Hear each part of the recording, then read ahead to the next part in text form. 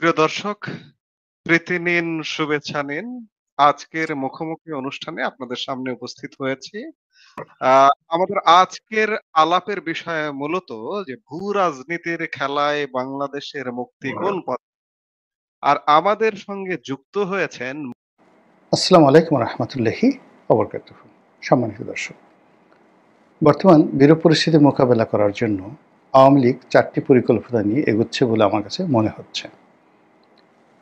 আওয়ামী লীগের শীর্ষ পর্যায়ে কারোর সঙ্গে আমার তেমন কোনো যোগাযোগ নেই, কিন্তু একজন রাজনৈতিক বিশ্লেষক হিসেবে, আবার একজন রাজনৈতিক কর্মী হিসেবে আমার যতটুকু অভিজ্ঞতা হয়েছে, সেই অভিজ্ঞতার আলোকে বাংলাদেশের প্রথম যে শ্রেণীর বা প্রথম সারির 4টি রাজনৈতিক দল, আওয়ামী লীগ, বিএনপি, জামাত, জাতীয় পার্টি, এই 4টি দলকে বহুদিন ধরে 1986 থেকে আজ অবধি ঘনিষ্ঠভাবে দেখার সুযোগ হয়েছে।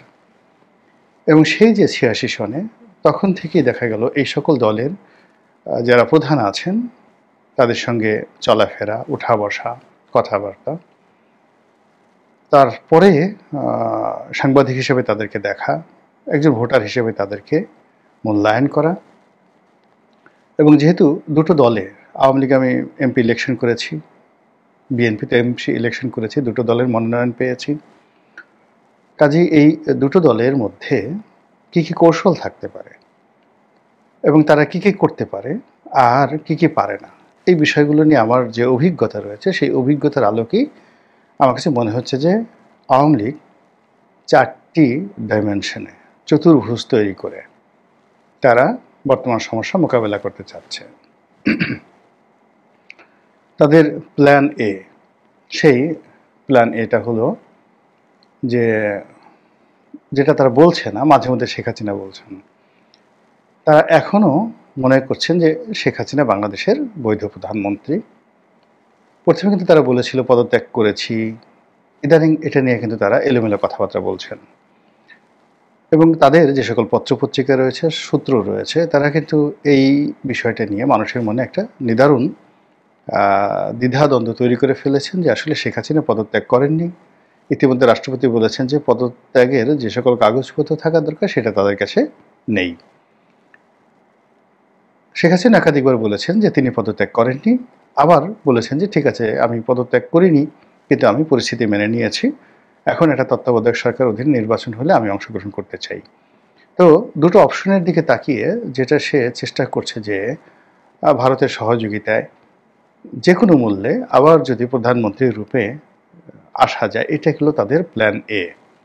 আর প্ল্যান এর 99% তারা কাজ করছে গোপনে, ভারতের সহযোগিতা নিয়ে এবং বিদেশি যে সকল এজেন্ট রয়েছে, বন্ধুবান্ধব রয়েছে, তাদের সাহায্য সহযোগিতা নিয়ে। এবং ইতিমধ্যে ধরেন আমেরিকাকে তারা বলতে গেলে নিউট্রালাইজ করে ফেলেছে। আপনারা জানেন যে সেখানে সাবেক পররাষ্ট্রমন্ত্রী ডক্টর আব্দুল মোমেন তিনি আছেন এবং তার সঙ্গে ওয়াইড রেঞ্জে আমেরিকার একটা সম্পর্ক আছে।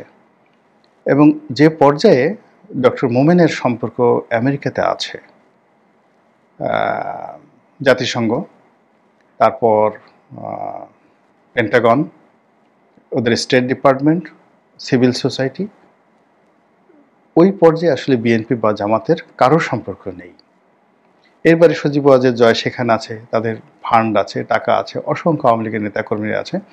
ফলে আপনি দেখুন যে আজ থেকে 14 মাস আগে যে ডিপ স্টেট পলিসির কারণে তাদের পতন হয়েছিল, ঠিক এখন সেই আমেরিকা বলতে গেলে একেবারে নিউট্রাল হয়ে গেছে আওয়ামী লীগের ব্যাপারে।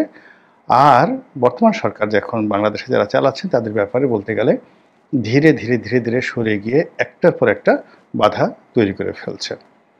তো এটাকে তারা গোপন রেখে প্ল্যান এ অনুযায়ী তারা আবার ফিরে আসতে চাচ্ছে, কিন্তু এটা তারা বলছে না।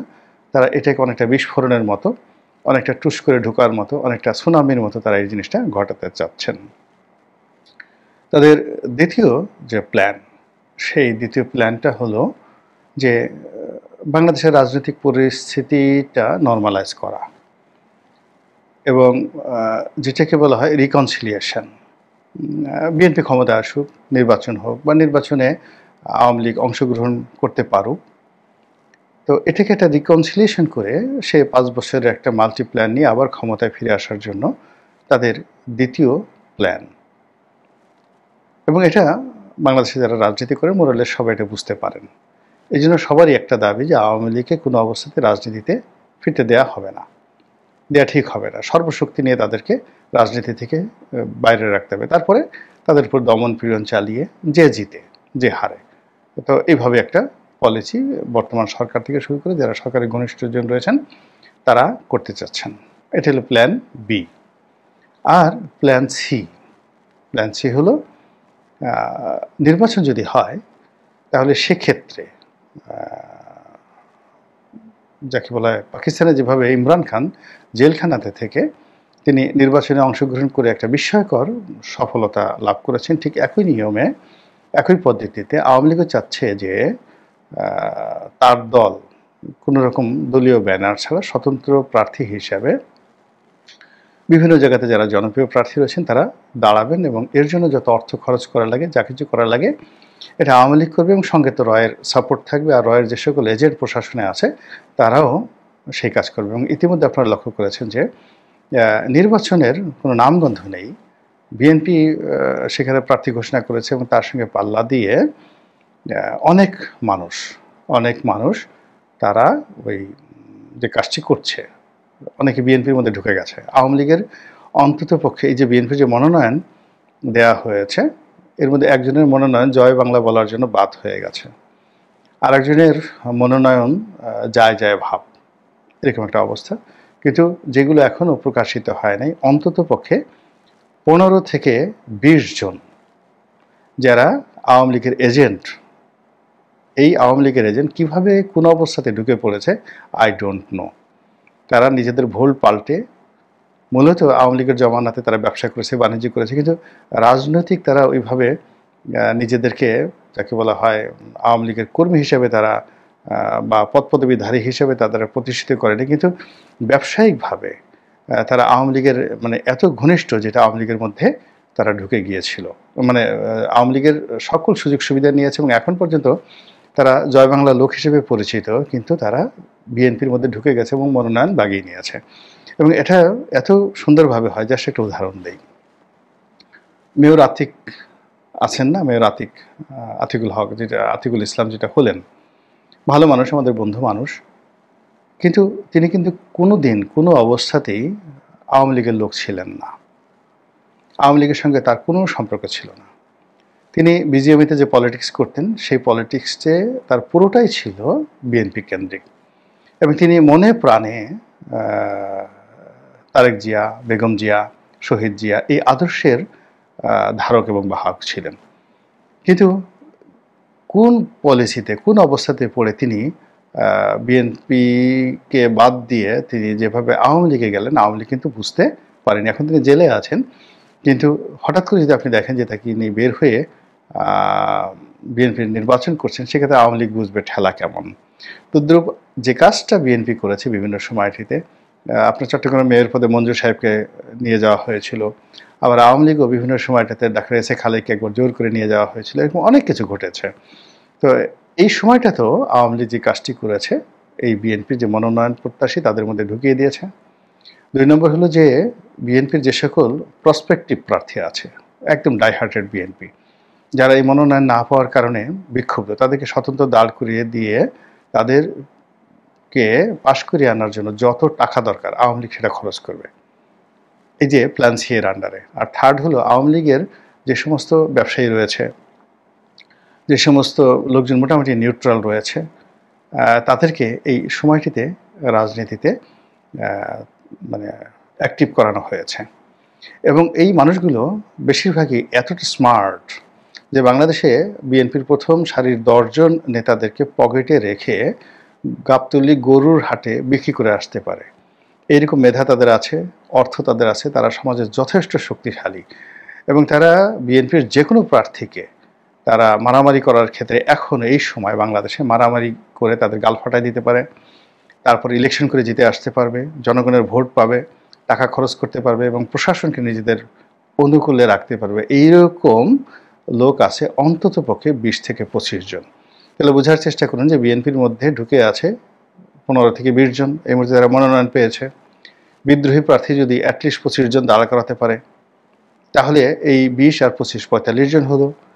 আর তাদের যারা লোকজন রয়েছে তাদেরকে যদি স্বতন্ত্র প্রার্থী হিসেবে আরও 30-35টি আসন আওয়ামী লীগ আনতে পারে নির্বাচনে, ইমরান খানের সেই পলিসিতে বোঝার চেষ্টা করেন যে তখন যদি জামাত, এনসিপি, অন্যান্য দলের সঙ্গে পার্লামেন্ট গঠন হওয়ার পরে একটা ঐক্য হয়, সরকার কারা গঠন করবে, এটা নিয়ে আওয়ামী লীগ কাজ করে যাচ্ছে।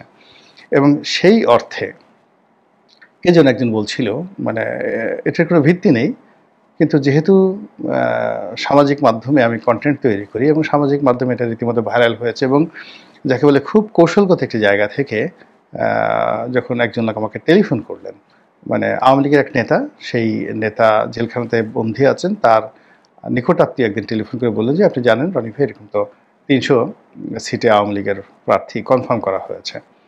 তো এ কারণে আমার কাছে মনে হচ্ছে যে আওয়ামী লীগকে নিয়ে আসলে আমাদের একটু ভাবার দরকার আছে, এবং সেই ভাবনার ক্ষেত্রে আমার কাছে মনে হচ্ছে যে এই যে আওয়ামী লীগের যে প্ল্যান সি, যে নির্বাচন যদি হয় সেই নির্বাচনে যে কোনো মূল্যে তারা অংশগ্রহণ করবে, যত টাকা হোক, এবং তাদের যে কোনোভাবে হোক 80 থেকে 90টি বা 100টি সিট তারা কনফার্ম করবে, তারপরে একটা কোয়ালিশন করবে, এবং কোয়ালিশন করতে গিয়ে টাকা বলেন, ক্ষমতা বলেন, যা কিছু বলেন, সব জিনিসই তাদের ফেভারে আছে। তাহলে কপাল পুড়বে কার? বিএনপির। গেল প্ল্যান সি। এরপরে প্ল্যান ডি, যেটিকে চতুর্ভুজের একটি বাহু হিসেবে আমি বলার চেষ্টা করেছি। প্ল্যান ডি হলো যে কোনো মূল্যে নির্বাচনকে বানচাল করা।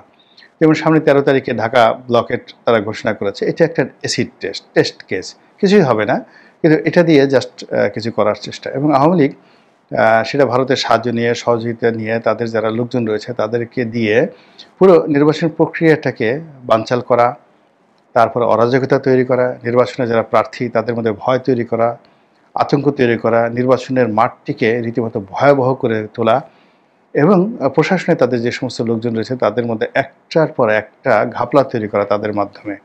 এটা করে নির্বাচনটিকে যদি বানচাল করে দেওয়া যায়, সেক্ষেত্রে ডক্টর মোহাম্মদ ইউনূসের যে এখনও যতটুকু তার ক্ষমতা রয়েছে, এটা বলতে গেলে শূন্যের কোঠায় নেমে আসবে যদি দেখা যায় যে তিনি নির্বাচন করতে পারছেন না অর্থাৎ। এবং এই কাজগুলো এই নভেম্বর মাসের মধ্যে করা হবে বলে আমার কাছে মনে হচ্ছে আর কি। তো সেক্ষেত্রে এই যে 300 আসনে যে আওয়ামী লীগের প্রার্থী ঘোষণার কথা সামাজিক মাধ্যমে ঘুরে বেড়াচ্ছে, আর আমি যে 4টি অ্যাঙ্গেল থেকে আওয়ামী লীগের plan A, B, C, D বর্ণনা করলাম, এর সঙ্গে আপনি একমত হতেও পারেন, নাও হতে পারেন। যদি সরকারের কর্তা ব্যক্তিরা মনে করেন এর মধ্যে কোনো যুক্তি আছে, তারা যদি প্রস্তুতি নেন, প্রস্তুতি নিয়ে যদি একটা ভালো নির্বাচন করার জন্য চেষ্টা করতে পারেন, বিএনপির লোকজন যদি এই যে ঘটনাগুলো বললাম, এটা নাও হতে পারে, কিন্তু যদি হয় সেক্ষেত্রে তাদের যদি একটা প্রস্তুতি থাকে, আমি মনে করি বিএনপির জন্য খারাপ হবে না। মহান আল্লাহ আমাদের সবাইকে হেদায়েত দান করুন এবং হেফাজত করুন। আসসালামু আলাইকুম ওয়া রাহমাতুল্লাহি ওয়া বারাকাতুহু।